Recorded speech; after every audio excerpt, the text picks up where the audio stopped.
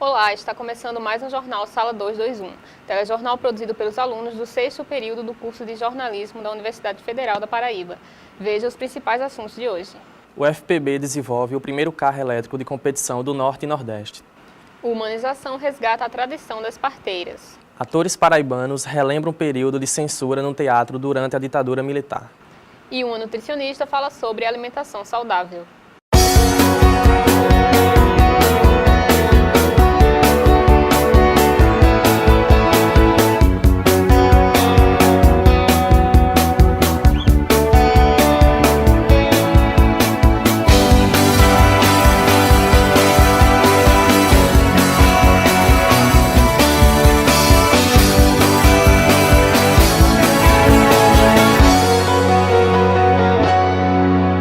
Estudantes de engenharia da UFPB estão unidos em um projeto para colocar em prática um sonho, construir do zero um carro elétrico de competição.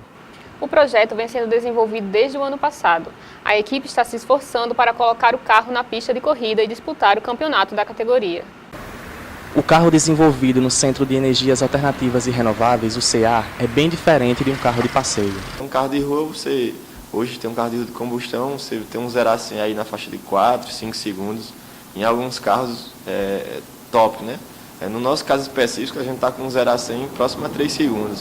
Ou seja, literalmente, quando você pisar o pé no carro, ele vai lhe jogar para trás. Ele vai botar você para sentir realmente que o torque está sendo transpassado na roda. E que em carros de rua hoje não acontece, né? A equipe tem a responsabilidade de construir o que eles consideram o primeiro carro elétrico de competição do Norte e Nordeste. Os próprios estudantes de engenharia que tiveram a ideia de desenvolver o veículo. A ideia do carro elétrico ele surgiu em meados de dezembro de 2014, uma ideia minha com o aluno Felipe Lucena, colega nosso de engenharia, e a gente propôs ao professor Euler a construção de um carro elétrico dentro da instituição, da UFPB. Com isso, rapidamente o professor Euler abraçou a ideia e começamos a parte de seleção dos alunos que iam nos ajudar, a construção e capacitação. O carro ainda não está pronto, mas algumas peças já foram construídas, como o motor, que custou cerca de R$39 mil e veio da Inglaterra. Essas são imagens de como o carro vai ficar quando estiver pronto. Vão ser muitas etapas de construção. As etapas de construção do nosso protótipo, tudo começa ali na parte de benchmark, brainstorming, que é onde nós vamos analisar o que as outras equipes estão fazendo e com base nisso tomar as decisões de onde nossa equipe quer chegar. Após essas escolhas, a gente vai para a parte de validação de projeto. Você dimensiona um determinado componente, valida ele. Tendo em vista essa validação, a gente parte para a parte de manufatura, que é realmente onde você vai pôr em prática, literalmente, vai tirar aquela peça do computador, você vai tirar aquela peça daquele software e vai realmente trazer ela fisicamente para pôr ela no carro. O projeto Fórmula SAI UFPB permite que os estudantes aprofundem o conhecimento na área de engenharia. Para tirar o projeto do papel, eles contam com a ajuda do professor Euler, que coordena toda a equipe. O projeto, sempre comento que é um projeto de engenharia completo. Os alunos eles vão ter que gerenciar tempo, vão ter que gerenciar recursos, vão ter que ter a capacidade técnica para resolver e implantar os subsistemas que compõem um veículo elétrico. Então é um projeto complexo, mas que os alunos conseguem realmente colocar na prática os conhecimentos vistos de sala de aula e interagir entre si, porque é um projeto também multidisciplinar. Eu tenho alunos de engenharia elétrica, engenharia mecânica, engenharia de produção, mídias digitais, administração. Então toda essa mistura faz uma simulação do ambiente de trabalho que esses alunos vão encontrar uma vez que formados. O carro elétrico atinge 120 km por hora em apenas 4 segundos. Com esse desempenho, a equipe conseguiu o 9º lugar numa competição nacional no ano passado. Este ano, eles pretendem alcançar um resultado ainda melhor. Se vamos fazer bem feito, vamos fazer um carro para pôr o Nordeste no topo do pódio. A intenção não é vamos disputar, não, de forma alguma, vamos disputar.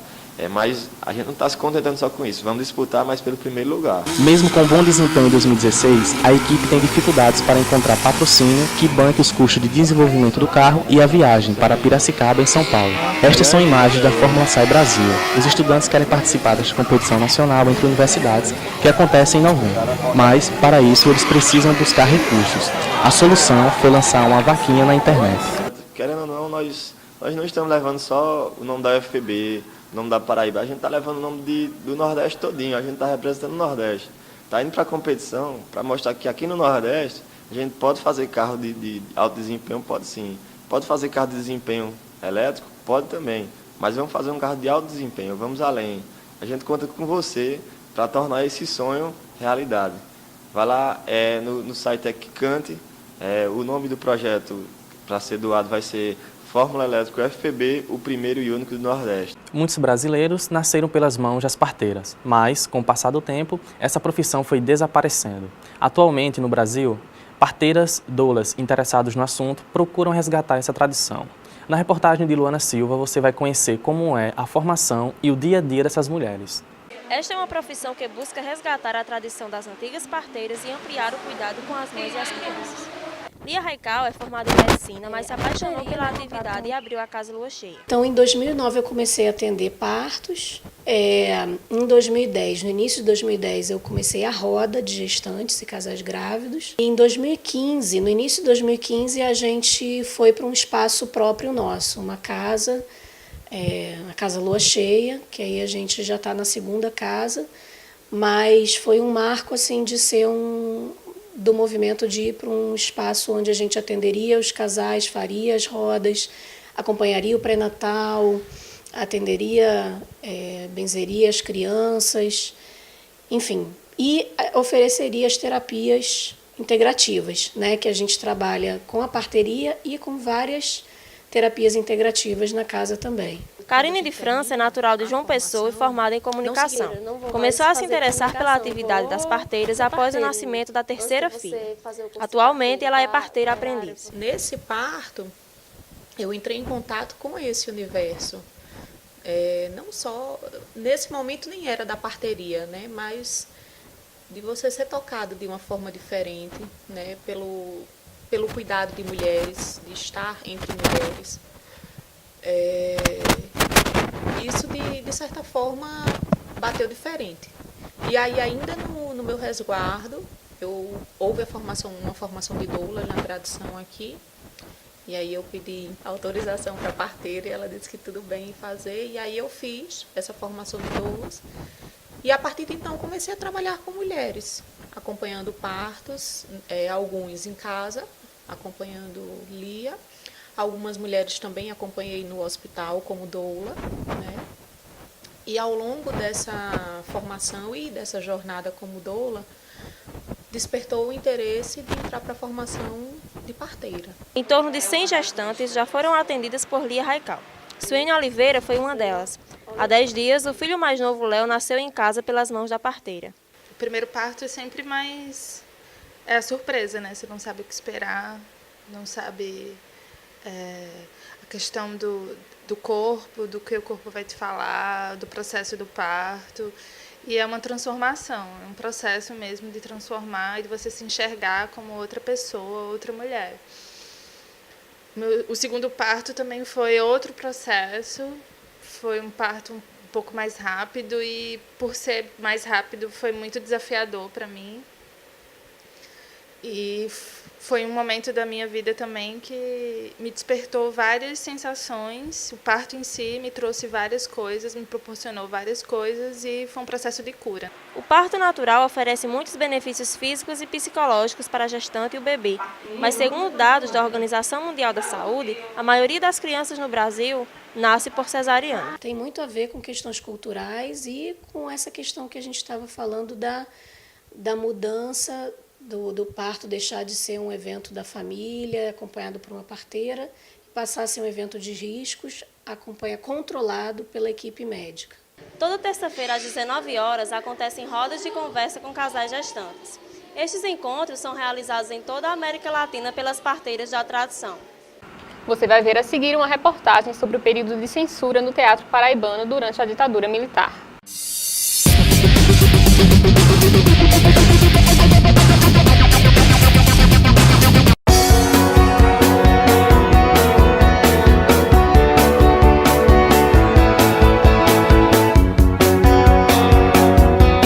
O direito à memória e à verdade são entendidos como essenciais ao processo de democratização do Brasil. Durante o regime militar, diversos segmentos da sociedade sofreram com a censura e a repressão, entre eles o teatro. Nós conversamos com 2 ícones da dramaturgia paraibana e uma pesquisadora para saber como foram os 21 anos de ditadura nos palcos. Você confere na reportagem de Marcela Machado. Alarico Correia Neto, jornalista, dramaturgo e professor. Fernando Teixeira, ator, dramaturgo e diretor. 2 nomes do teatro paraibano que viveram a arte em plena ditadura militar no Brasil. O caminho entre a montagem de um espetáculo e o abrir das cortinas nunca foi tão demorado. A cara do povo do jeito que ela é, uma homenagem a Paulo Pontes. Nós escrevemos e apresentamos, produzimos e apresentamos no ano seguinte à morte dele. Ele morreu em 76, nós estreamos essa peça aqui em João Pessoa em 77.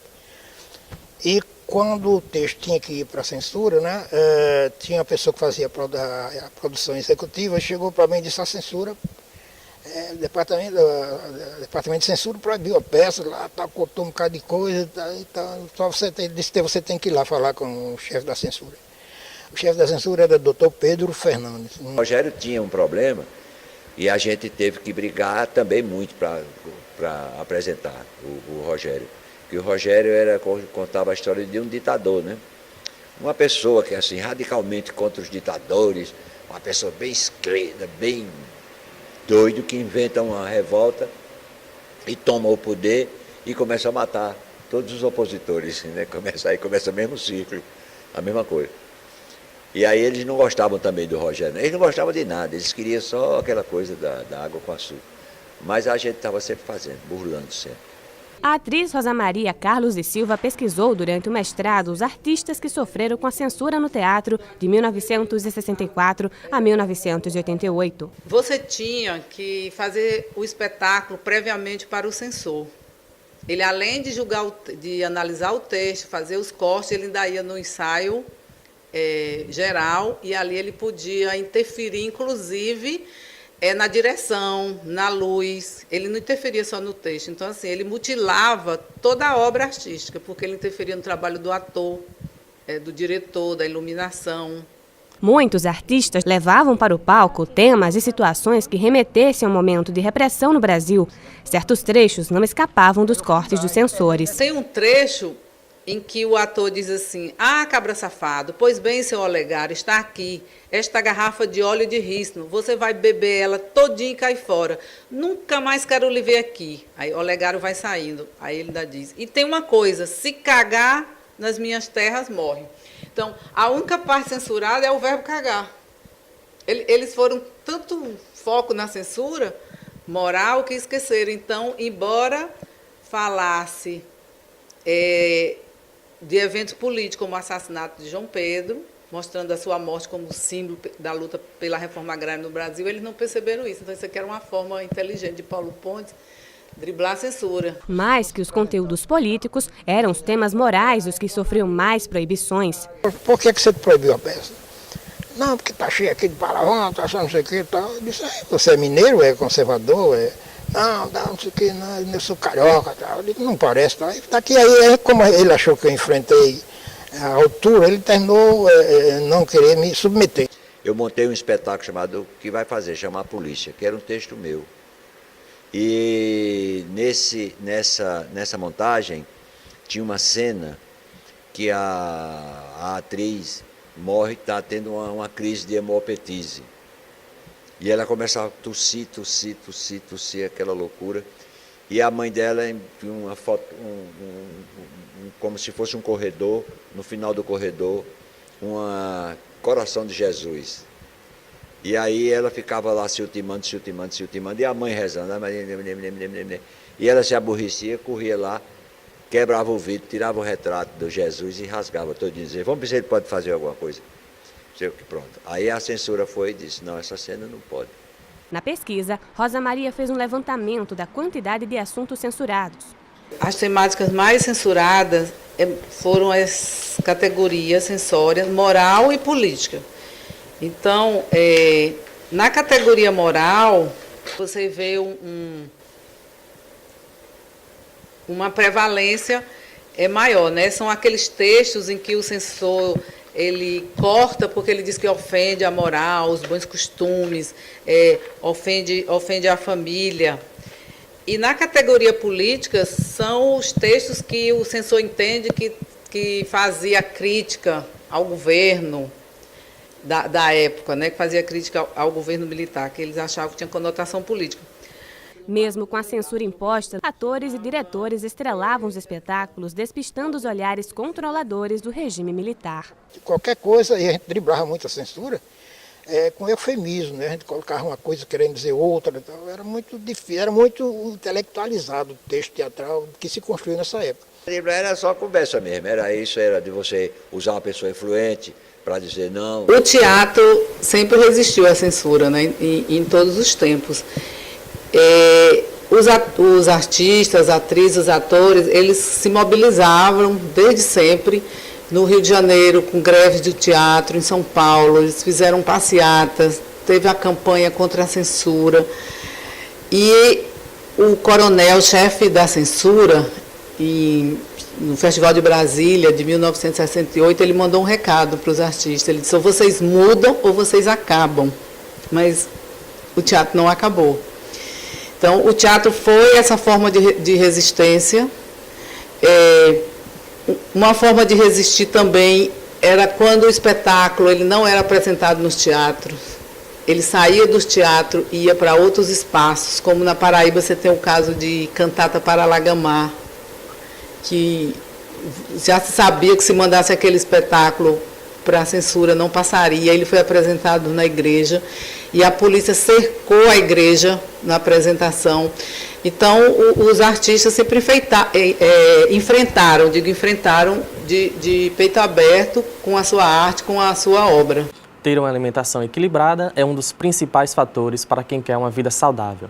Nós entrevistamos a nutricionista Daniela Gomes para saber quais tipos de alimentos não podem faltar na rotina de quem busca uma dieta balanceada.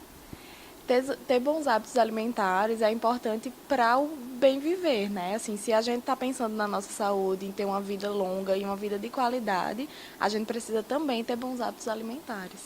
Que doenças podem surgir pela escolha errada de certos alimentos?